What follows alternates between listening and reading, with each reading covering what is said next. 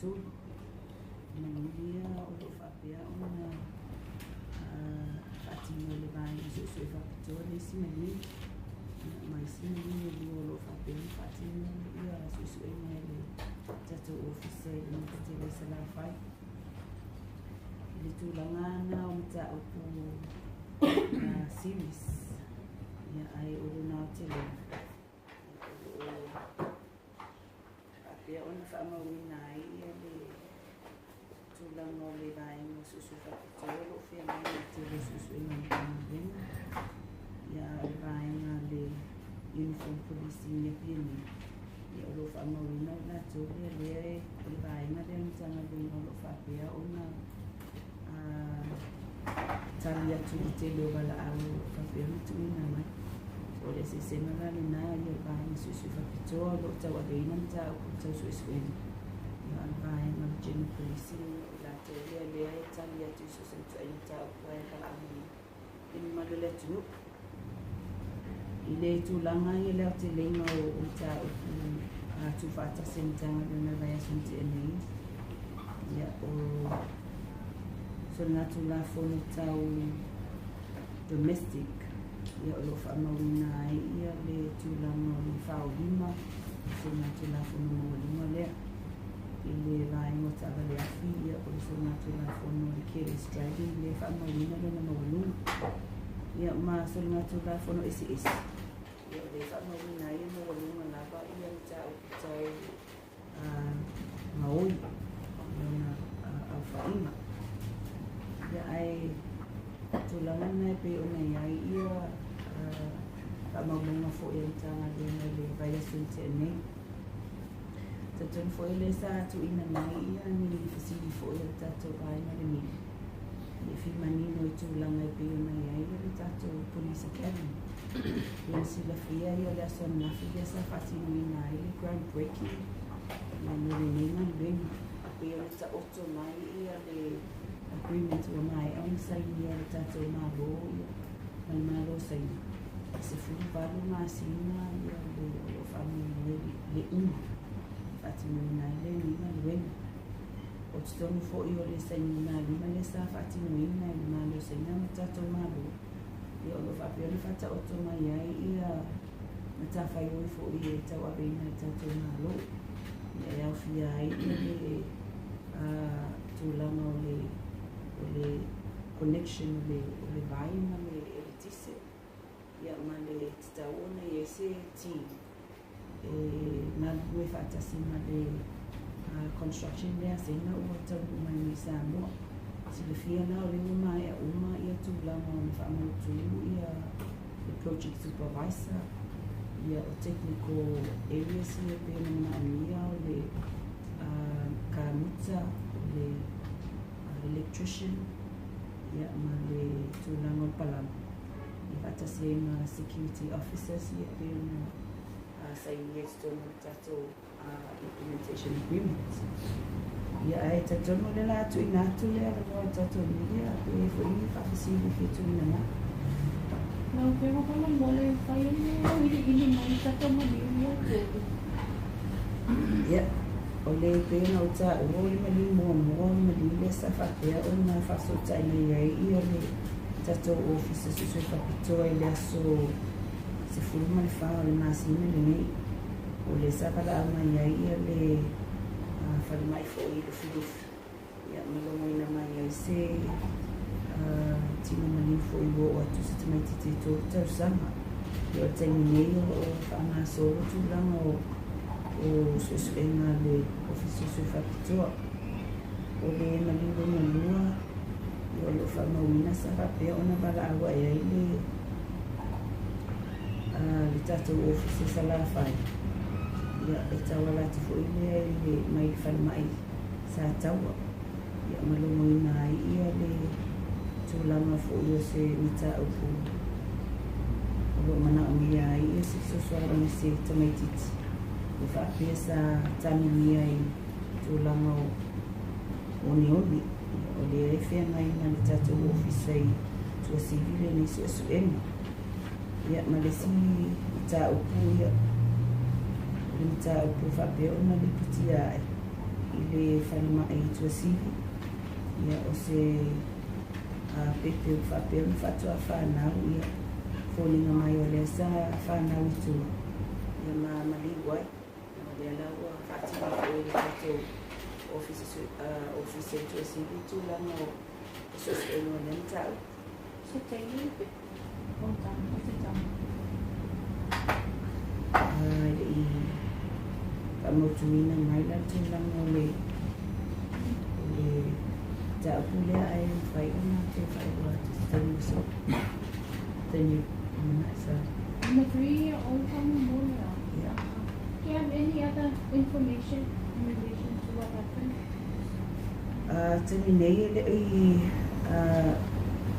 whamautinoa o mamai le tūlanga o tau ai le before mai o le tana titina moe ia mamaliwai lo tau whaina tūlanga sa I le tūlanga whamautinoa I lai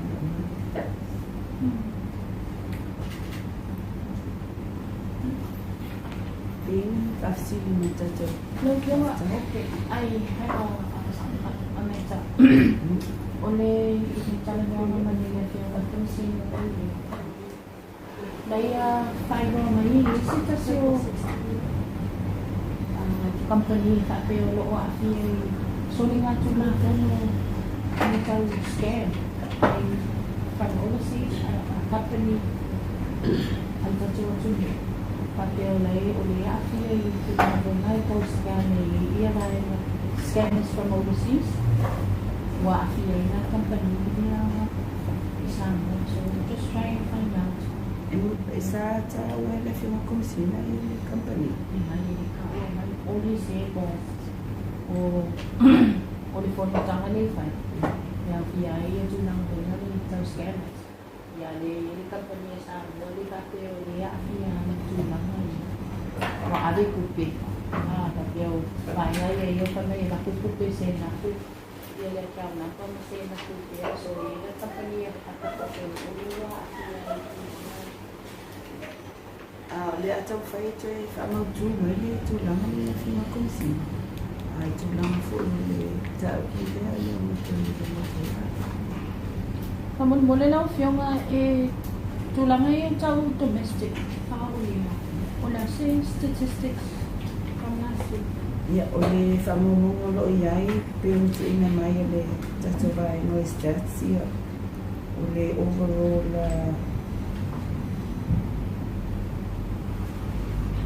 overall stats iai peung I ipo.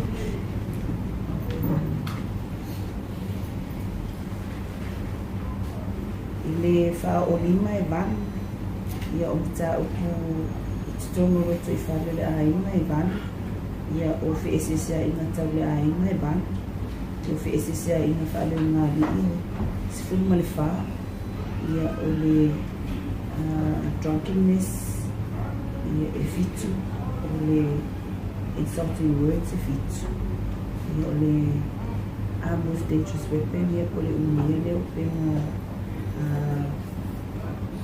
le tafe mai tas le tulanga na lo ba pe mai mai na ia ta domestic No, yung le mali le sorry say kasi say break your tree at least Yeah, from one to another robberies, we say to statistics. ia whamomonga le tanga luenga. Ele o yesinta o kusa whapere whato ai mai le vai asunte e nei I turano the robbery. Se vana ainta o kuipena o ta wole mo lo mai mo. Ai pe foi misi la fia le tato mafitanga le nitula le aso. O le asa whamawina le tanga le vai asunte e nei le toi mawai lea o lea li lea o silao o silao la o le ua whapea na mo lia ni tanga ni mo le robu ia o le ua whapea o na whata o tōtu lana o lana tau e wala au ina I lumo whamasina mai lea so fitu November ai o morianga na le ua mo lia I ni tanga le ua ia o le robu na mawa. Sorry. Ia pe ona whailo atu I pena te whailani I tanga buenga I le baiaso watea. O le na whawhaingo fia ona maua ona le sa I wala awa ni mana le tunu. Sa lungoina mai I tanga buenga ia ma tu mai ia information I vai ma le tunu o lo whawhia ona. Le pesa site ai ia le ni le pe o tulanga na le sa lai foi ona tu ina tu le I whaftai an tanga lui. Ia ona tūlanga I lango I mamale le tunu tuina mai whamtalanga I whai mo fie ona maua ia. Ia tō ia mana amua sa I pe o lo sa I mai whi tanga. E takes to sa lava ni ta upisi lao ia mani ta whi ia tuna ta I o lin. E ona whai loa tu fu ia o le sosoani fu ia le lauli I le sa whai mo fie ona tuina mai ia. Mai tai ni. No Feiloaiga Ofisa pede não não você se não eu treino na primeira treino e na segunda Então eu lembro assim. vou você se famoso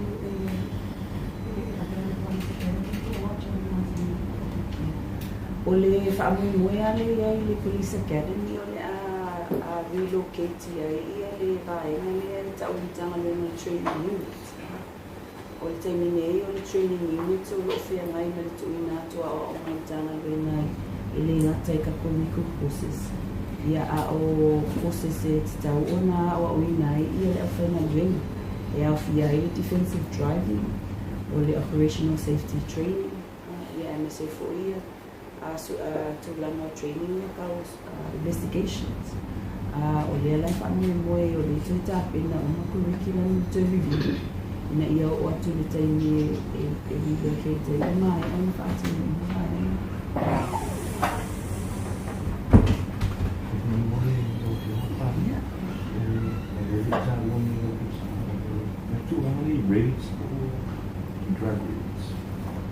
Ia o drug rates e pena e tatou Feiloaiga o le ua whaanga solo tatou weekly media.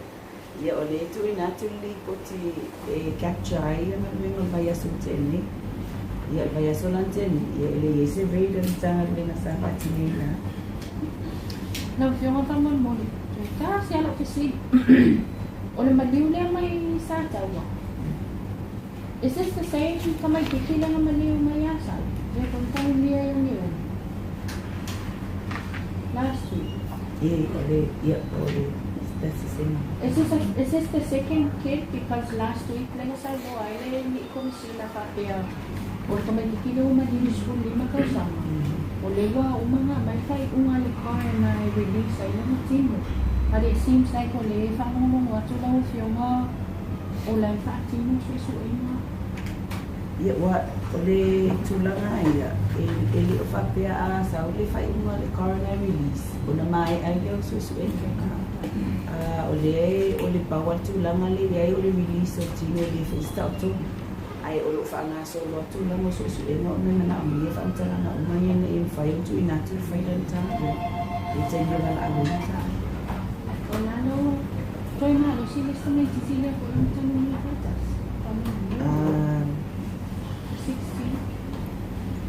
Terminada Didri ia ele I so go me se update se la fa ele la kan fai amos to mai and to know what for you or to suicide you see the reports from institute or school about suicide.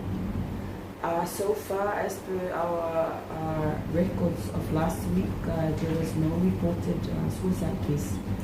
But I understand Lisa,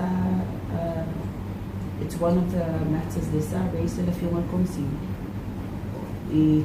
To langai o mai tawina na tanga ringo wanga ayu. I ole ai whanga solua ia tu langa o kalami for intanga ringo. Tanwhai address ia ole whurunga e ona whaatini futa ia intanga ringo ia ma whanga pa anga ia ele mata I kalesi. Ia mesika ko whatawa leo. Ia o ina ia maua ia ni tūlanga o i lātou tonu e patimu. I whai una reach out tai mana patimu i te ana o nisi sosua. A o vai aso ai te nei pe o nei tatu whamua. Ni e le to i eisi. Veseli. Koe puta kao pa kasini na. Ka te ili ko ti whamasos. Ka te ili e ni ki se tase polis. I le ka te sa penkete. Results of the surgery. It's one of the college students Wanu sile la kitu ele sana. Tapi nak tak boleh nak sih. Ya, saya dulu. Mai tu. Pakai tele lah dalam film. Ya, first time for ya film mai. Siongi, leo ongal kare le midia de okol maliu ya ariki. Mamma, kiro ere economica. O free go de mea. Oh yeah. Io mamma. Papa ngo pia ariki me uma. Senga lo kangwa o mire balu o. Pai ufa como si. Au ngo am si. Fa fena i dola mesa. Ore makakaro ngo am si o le cashier le ariki. Talofa aliki sana mai. Kokore chiki kele. Vili Mailoa é um nome sesong Aliki Wholesale.